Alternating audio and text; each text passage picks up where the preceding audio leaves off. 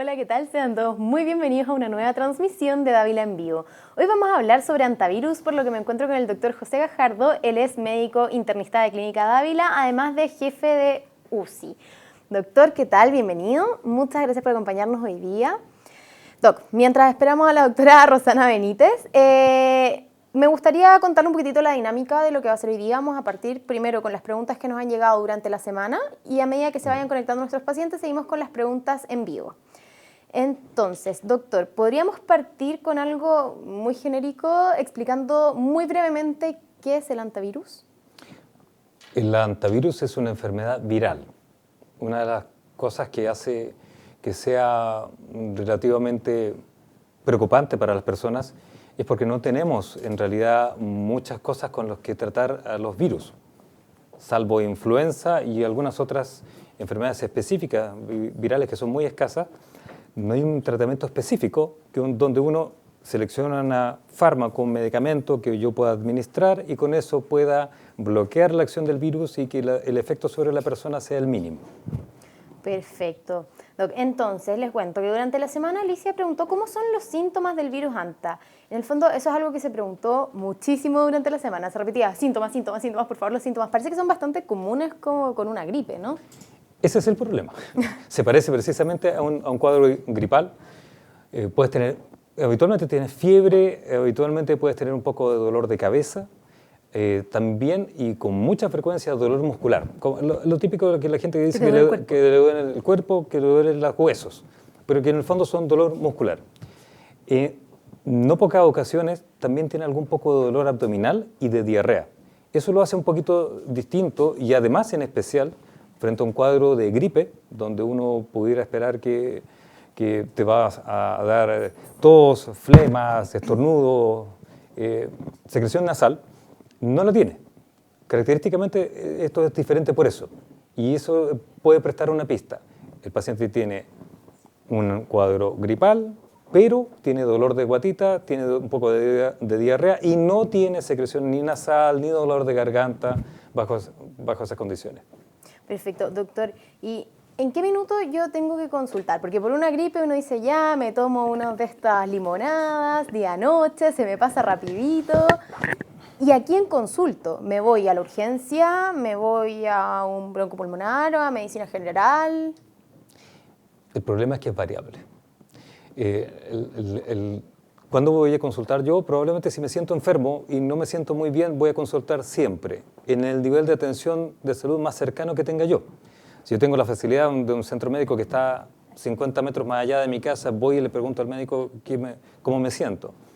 Pero idealmente, y sobre todo esto es una cosa que es más bien de orden estacional, si uno está en invierno, en pleno invierno, y tengo dolor de cabeza, tengo congestión nasal, tengo tos y me siento muy, muy adolorido, lo más probable es que tenga un cuadro de gripe o de influenza y no esta enfermedad de la cual estamos hablando hoy día. En cambio, en verano, la probabilidad cambia y particularmente si estoy metido en alguna zona geográfica de más riesgo.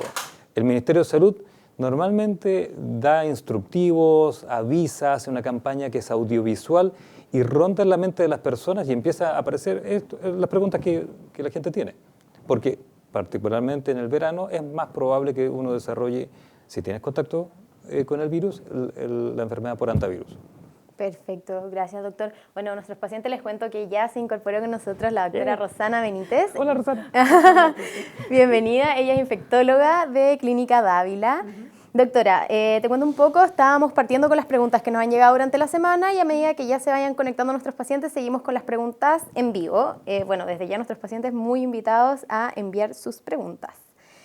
Seguimos, entonces, Cecilia quiere saber si es que esto es mortal cuando uno se contagia. Hay muchos miedos sobre morirse de antivirus. Ya, y es un miedo real, ¿verdad? Estamos hablando de un virus cuya mortalidad hace unos 10 o 15 años atrás era de un 50%, que ahora viene bajando gracias a que contamos con intensivos que nos permiten de alguna manera hacer que el paciente resista la acción del virus. La acción, digamos, y todos los daños que causa en el cuerpo. No tenemos una terapia específica para el virus, por tanto, lo que tenemos que hacer es contar con el apoyo de un buen sistema de intensivo, una unidad de intensivo bien armada para ayudar a que el paciente resista la acción del virus y sacarlo adelante. Así que yo creo que sí, tener una mortalidad mayor de un 10% para cualquier persona, para cualquier enfermedad, es mucho. ¿Cómo evitamos llegar a esto? ¿Cómo, en el fondo, cuáles son los tratamientos o los pasos a seguir una vez que se detecta el virus? Yo siempre digo que cuando tengo una enfermedad infecciosa, porque esta es una enfermedad infecciosa, ocasionada por un virus, lo más importante es prevenir, es decir, tratar de no llegar a ella. Entonces, conocer cómo hacer para prevenir. Si me voy a ir de campamento, qué es lo que tengo que hacer para no entrar en contacto con estos roedores, si voy a alquilar una cabaña, qué es lo que tengo que hacer para que esté en condiciones de poder ser habitada sin correr este tipo de riesgo, conocer qué zonas en Chile tienen este roedor, identificar la planta de la que estos roedores, por ejemplo, se alimentan, para decir, esta no es la zona donde tengo que acampar, y algunos tips que tienen que ver básicamente con dónde voy a colocar mi carpa o cómo ventilar correctamente la cabaña, la casa donde voy a estar. Es llamativo que mayoritariamente afecta a hombres, y esto no tiene que ver con que el hombre sea más o esté más predispuesto, sino que tiene que ver con que el hombre generalmente trabaja en bodegas, en casas cerradas, en trabajos donde se moviliza leña, por ejemplo, que es donde están estos ratoncitos. Entonces, ojo a los hombres, si estamos en la época, por ejemplo, en que la quila, que es esta plantita, empieza a florecer, entonces si voy a estar movilizando cosas adentro de bodegas, usar mascarilla y probablemente poder usar aspersadores de agua con cloro, si es que supongo o estoy más o menos advertido de que han habido ratones en estas zonas. Perfecto. Doctora, ya nos están llegando preguntas, pero vamos inmediatamente a ellas, pero antes me gustaría hacer una aclaración. Hablamos de que esto es una enfermedad infecciosa transmitida por un virus. Uno dice virus, inmediatamente piensa en viral. ¿Cuál es la diferencia? ¿Es en la transmisión? ¿Es en qué? Ya, cuando tú me haces esa pregunta, ¿cuál es la diferencia con las bacterias o...? En el fondo, entre una enfermedad viral e infecciosa. Ya, hablamos de infecciones cuando un virus, una bacteria, un hongo o un parásito ocasiona esta enfermedad. Estos 4 agentes son distintos. Es como que si yo te dijera que hablara de perros, gatos, dinosaurios y mamuts. Son muy distintos. Al oído de las personas que no trabajan con enfermedades infecciosas, virus, hongos, bacterias, parásitos, suenan todos muy parecidos. ¿Por qué? Porque son todos muy pequeñitos. De estos 4 que yo mencioné, los más grandes pueden ser los parásitos, que los podemos ver, como por ejemplo cuando vemos un piojito, ¿ya? Y los más pequeños son los virus, son absolutamente imposibles de ver. Las bacterias también son muy pequeñas si no las veo, y algunos hongos los puedo ver, como por ejemplo cuando los veo en los quesos. Esta apariencia de esa felpa como negra que aparece en los alimentos, esos son hongos. Entonces hay cosas en la infectología que puedo ver y otras que no, pero todas ellas ocasionan potencialmente enfermedades y bueno, a eso nos dedicamos también los infectólogos y esas son las infecciones. Perfecto, o sea, no es algo que tenga que ver con el contagio. Todas las enfermedades infecciosas tienen mecanismos de contagio distintos. ¿Hablemos de esta? Claro. Esta tiene 2 formas de contagio. Primero, todo lo que tenga que ver con el roedor.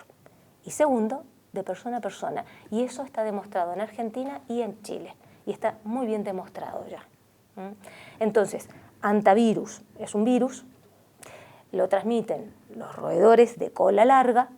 Ojo, porque el roedor puede ser tan chiquito de 3 centímetros a 6 centímetros y su cola es el doble de su tamaño. Entonces, si es de estos pequeñitos, no los voy a ver. Pero lo que sí puedo ver es la mancha de un pipí del roedor, las heces, por la forma, o el animalito muerto. Por favor, no tocar, eso es lo primero. Si veo el animalito muerto, lo primero es no tocarlo. Si lo tengo que agarrar, porque me quiero deshacer de él, lo tengo que hacer o con un guante o con una bolsa de nylon, obviamente que esté en buen estado, para poder eliminar este animalito. Sí. Ya. Y me fui un poco de la pregunta, porque la pregunta no era exactamente esa. No, pero está bien, todo es importante. Bueno, entonces, ahora sí vamos con las preguntas que han llegado en vivo. Doctor Luis quiere saber qué avances han habido con respecto a la vacuna. ¿Esto es efectivo? ¿Tenemos vacuna? ¿No tenemos vacuna? No, actualmente no tenemos nada disponible que sea un preventor porque es cosa de pensar solamente en las campañas que hace el Ministerio de Salud frente a la próxima el arribo del siguiente virus de influenza que vamos a tener. No, precozmente, ya en abril empiezan a vacunarse los grupos de riesgo. El MinSal hace una campaña que es prácticamente por todos los medios audiovisuales y de comunicación para prevenir y que las personas que están en mayor riesgo se vacunen para poder evitar la infección. Entonces, no está disponible en antivirus. Y por lo tanto, lo que mencionaba Rosana es probablemente el eje del cuento es no llegar a estar infectado. Para eso la prevención es el eje del mensaje. Uno puede hablar de mucha sofisticación, de terapias, de soporte que hacemos en las unidades de cuidado intensivo, pero eso es después de que quedó ya el desastre. No es la gracia es evitar, ojalá, el contacto. No desarrollar la enfermedad, y si la llegaras a desarrollar, entonces se activan mecanismos para poder pesquisar si tú estás muy enfermo o no y de qué manera te vamos a ayudar. Pero la terapia específica, como una vacuna, como un medicamento mágico que nos evite el problema, ojalá lo tengamos en algún momento, pero no está ahora. Hoy día no existe. No. Perfecto. Alejandra pregunta si es que en Santiago existe el roedor que tiene el virus. Uno, claro, piensa en los campings. Sí, señora, sí. Ay, qué susto. O sea, ¿me lo podría encontrar en mi casa? Sí. Y en bodegas, sí, claro que sí. Dos tips que yo creo que son súper importantes. Primero, que el virus que está en el pipí, en las heces, en las secreciones, en las mordidas del animalito, dura aproximadamente unas 2 horas y es sensible al sol y es sensible al cloro. Es decir, lo puedo matar con cloro o lo puedo matar de alguna manera asoleando el lugar donde estoy. Entonces, está en 11 regiones de Chile. Hartas. Casi todas. Casi todas. En algunas épocas tenemos más roedores que en otras. Si sospecho que hay un roedor, tomar las medidas de prevención. ¿Ya? Y en Santiago existe el roedor también. Perfecto. Qué susto. No, yo creo que no. Yo creo que a veces un poquito de recordar las medidas de prevención. Entrar a los lugares, abrir las ventanas, salir. Entrar con mascarilla, ¿verdad? A un lugar que está cerrado. Airear la zona, abrir ventanas y dejar que entre el sol. Eso por lo menos media hora. Después entro a hacer el aseo. Y si voy a hacer el aseo, primero agua con cloro, pasar o aspersar el agua con cloro, dejar que actúe un rato, unos 10 minutos, y después recién entro a barrer y a limpiar. Y ojalá con guantes y mascarilla colocada, porque al barrer lo más probable es que se aerolicen estas partículas del virus que entran por la vía nasal primordialmente y entonces puedo adquirir la enfermedad. Perfecto. Bueno, Ana nos preguntó durante la semana ¿desde cuándo existe el antivirus? Dice que se le atribuye esta enfermedad a los pobres ratones y por siglos han existido y antes no pasaba nada. Antes comían los niños pan roídos por ellos y los niños no se enfermaban. ¿Será contaminación? No. ¿Es culpa de los ratoncitos? Siempre que hablamos de los roedores acompañan al ser humano desde que el ser humano existe. Y en realidad los encontramos relacionados hasta con momias egipcias. Han transmitido enfermedades de distintos tipos. Hoy estamos hablando de antivirus. Pero este mismo virus tiene otro nombre en otras zonas del mundo y existe otra presentación de un virus muy parecido a este que da además hemorragias. Conocemos la peste, que es transmitida, siempre hablamos a veces un poco jocosamente de la peste, ¿no? Y a veces a las personas que están muy enfermos se dicen, están apestados. Bueno, pero esto nació justamente por la transmisión a través de roedores de enfermedades, de virus. O sea que sabemos de la existencia de virus y transmisiones a través de roedores de hace más de 400 o 500 años. ¿Qué pueden transmitir aparte de esto? Leptospirosis, que no es un virus, es una bacteria, y otros virus como por ejemplo es el Pumala o Dabra y otros muchos distintos que transmiten los roedores. Entonces, nuestros niños lamentablemente, y probablemente los adultos también, se morían de cuadros infecciosos que no conocíamos. No teníamos los medios de comunicación que hoy tanto nos ayudan a contarle esto a las personas, entonces se nos morían los niños o los adultos y muchas veces no nos enterábamos. ¿Y cuándo nos enterábamos? Nos enterábamos cuando las mortalidades eran tan grandes que a través del boca a boca llegaba a los países. Estoy hablando antes de que existieran las tecnologías de este último siglo, ¿verdad? Pero lamentablemente han estado con nosotros siempre, identificarlos es muy difícil y gracias a la tecnología que tenemos hoy día en laboratorios es que podemos identificarlos rápidamente. Perfecto. Marcela comenta que esto empezó a existir desde que eliminaron las aves rapaces y están escasas, sobre todo la lechuza. Eso se encargan de comer a los ratones de cola larga y por eso antes no había anta. ¿Esto es cierto? ¿Es un mito? Porque la verdad es que se nos abrió un debate en redes sociales sobre si había un tema o no había un tema con las aves. A ver, yo creo que el tema no es solamente las aves. Estoy de acuerdo con la opinión de esta persona, porque en realidad cuando uno altera los sistemas ecológicos tenemos problemas. Y los estamos alterando. El humano a veces va a habitar zonas que no le corresponden.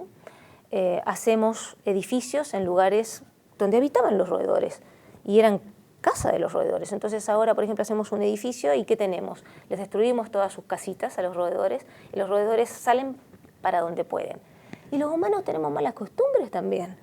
Comemos y dejamos desperdicios. Y eso atrae al roedor que perdió su casa y que perdió su alimento porque nosotros invadimos su ecosistema. Entonces, el roedor perdió su casa y su alimento, nosotros nos acercamos al lugar donde están ellos, les invadimos su lugar y además dejamos desperdicios tirados que los atraen porque si no tengo comida, de algo me tengo que alimentar. Otra medida de prevención, si salgo a acampar, es todos los alimentos tienen que estar guardados en recipientes que sean cerrados para que no atraigan a los roedores. Y la basura, ojalá bien recolectada y tirada en un lugar adecuado, alejado de donde yo estoy. Perfecto. Doctor, ¿qué pasa con los tratamientos? ¿Podemos andar un poquitito más en esto, en el minuto en el que yo ya llego a la clínica y estoy grave o no? ¿En qué minuto paso a UCI? ¿Todos los pacientes llegan a la UCI o los mandan para la casa? ¿Cómo funciona? Depende de la forma en que se presente. La verdad es que tú tienes pacientes que van a evolucionar, personas que van a evolucionar de manera menos grave y otros más graves, para simplificarlo. Hay una estratificación, pero da lo mismo. Lo que importa es que hay gente que se va a ver no tan mal, que va a requerir algún grado de oxígeno, que eso es lo que les llama la atención a las personas, porque lo que va a referir a conforme vaya avanzando la enfermedad es que característicamente se siente ahogado. Eso yo lo soluciono porque si yo me siento ahogado y efectivamente este es un problema que está relacionado con esta enfermedad, lo que voy a empezar a notar es que me falta oxígeno, que yo lo puedo detectar.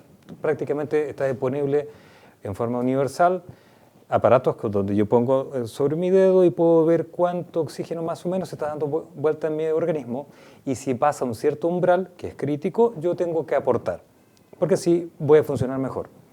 Esa suplementación es variable y de repente puedo usar muy poco, lo que han visto más de alguien de haber visto con un familiar en un hospitalizado, que tienen una especie de tubo de plástico que está en la nariz y que mete oxígeno en una cantidad baja. Tiene un tope, después hay una mascarilla que uno escucha habitualmente ya cómo el oxígeno llega hacia uno, pero ya cuando ya llegamos a ese punto, normalmente la alarma está puesta.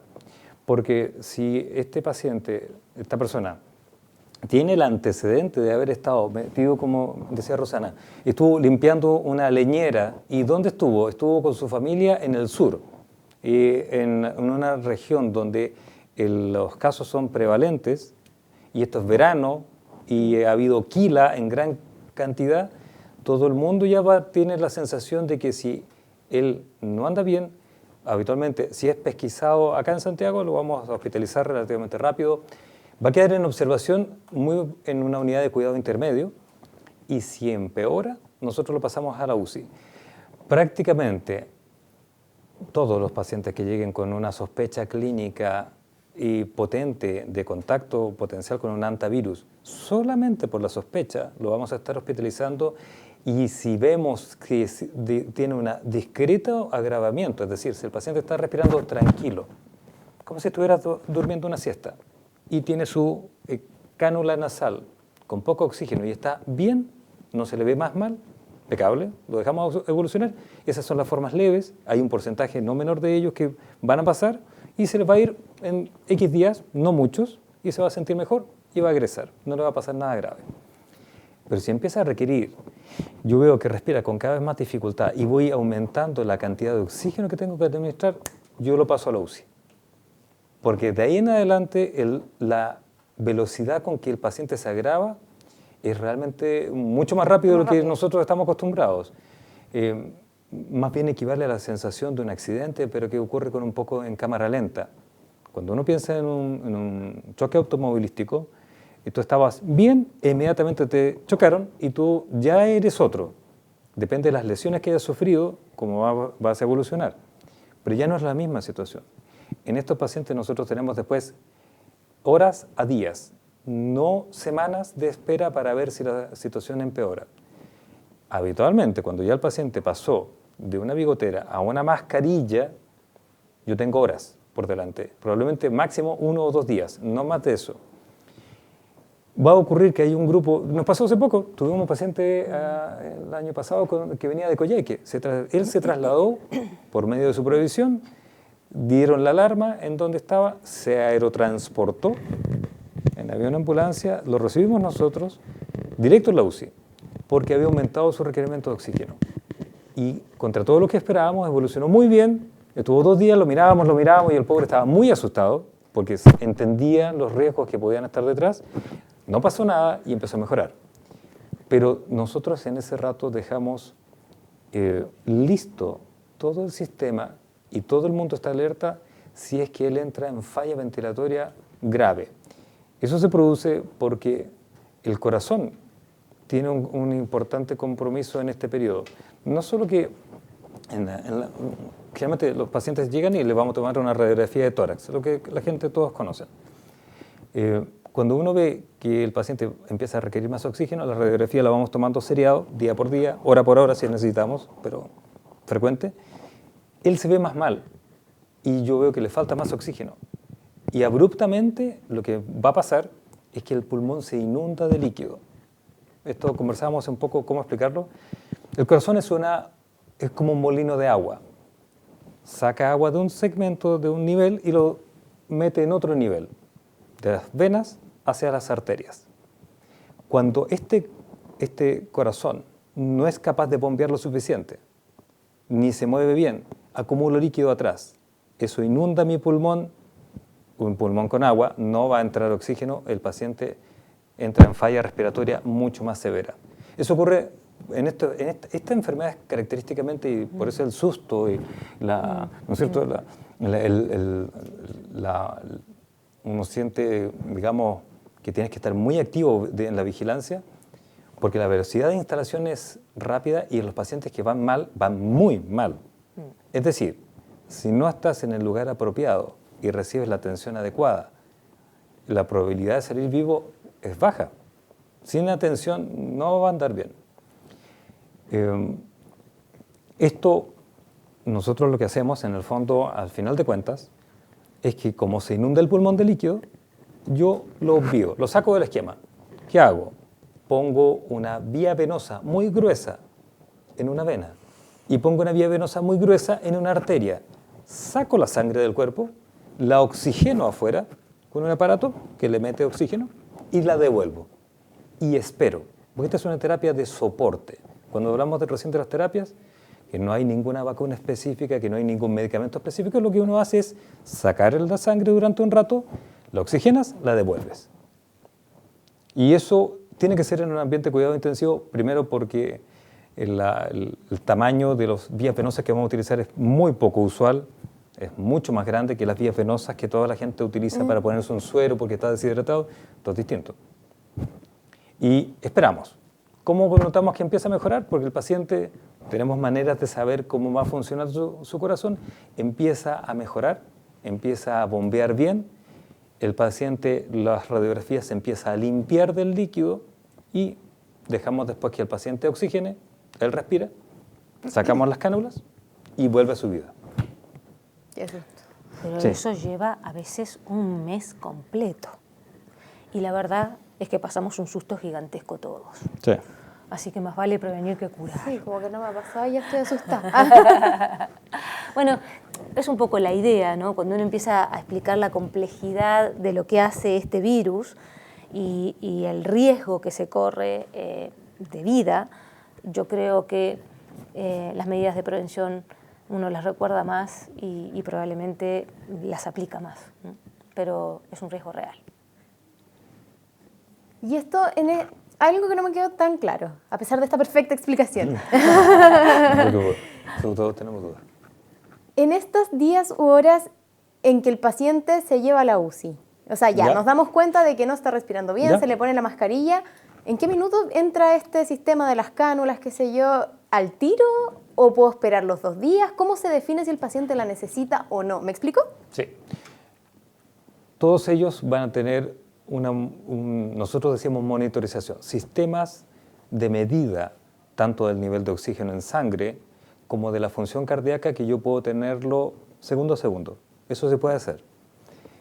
Tanto de manera no invasiva, es decir, no tengo que puncionarlo, como de manera invasiva y ocupo dispositivos que se meten en las arterias o de monitoreo de la función cardíaca de tal manera de que yo puedo saber cómo va la situación y qué tan mal va. Hemos tenido pacientes incluso en respirador mecánico y que ya involucra poner un tubo en la garganta, que una máquina se encargue de oxigenar y a punto de instalar el sistema de circulación extracorpórea y hemos observado y no pasaba nada. Y ha empezado a mejorar el paciente y se ha salvado de la situación más grave. No evolucionó a lo peor.